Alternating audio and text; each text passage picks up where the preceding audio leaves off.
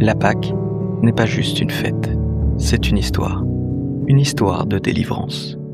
Quand Dieu parle à Pharaon, il ne demande pas simplement « laisse partir mon peuple ». Il dit « laisse aller mon peuple pour qu'il célèbre au désert une fête en mon honneur ». Avant même la libération, Dieu pense déjà à la célébration, comme si la délivrance n'avait de sens que si elle est rappelée, vécue et transmise. Puis vient cette nuit, une nuit différente des autres. Le peuple doit manger rapidement, prêt à partir, prêt à quitter l'Égypte. Vous le mangerez ainsi, les reins sains, les souliers aux pieds et le bâton à la main. Tout est chargé de sens. Ce n'est pas un simple repas. Ils mangent l'agneau avec des pains sans levain et des herbes amères. Ils la mangeront avec des pains sans levain et des herbes amères. Les herbes amères rappellent quelque chose, l'esclavage, la douleur, ce qu'ils ont vécu. Comme si Dieu disait « N'oublie jamais d'où je t'ai sorti ». Et ce moment ne devait pas rester dans une seule génération. Dieu va plus loin. Il imagine déjà les enfants posant des questions. Lorsque vos enfants vous diront « Que signifie pour vous cet usage ?» La réponse est simple. C'est Dieu qui nous a délivrés. La Pâque n'est pas juste un souvenir personnel.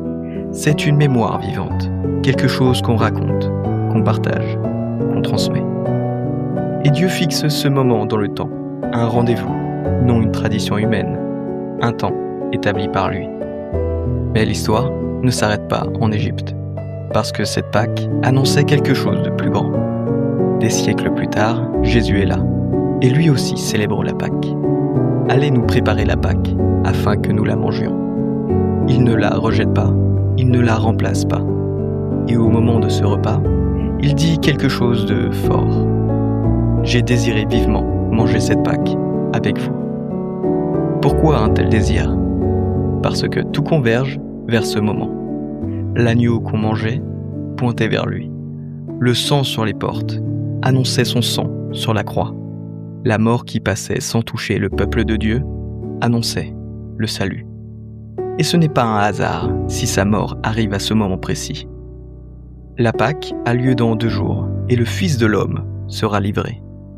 Tout est déjà écrit, tout est déjà annoncé. Mais il y a un détail qu'on oublie souvent. Dans l'Exode, Dieu précise que tout le monde ne peut pas participer à cette fête. Aucun incirconcis n'en mangera.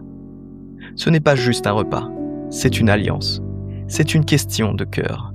Un cœur engagé, un cœur qui appartient à Dieu. La Pâque nous rappelle quelque chose de simple mais profond. Dieu ne nous a pas seulement sauvés pour qu'on continue comme avant. Il nous a sauvés pour qu'on se souvienne, pour qu'on vive différemment, pour qu'on transmette. Et surtout, pour qu'on comprenne que tout pointe vers Jésus. Parce que sans lui, la Pâque reste une histoire ancienne. Mais avec lui, elle devient vivante, elle devient personnelle. Vis-tu encore comme en Égypte ? Ou comme quelqu'un qui a été délivré ? Amen.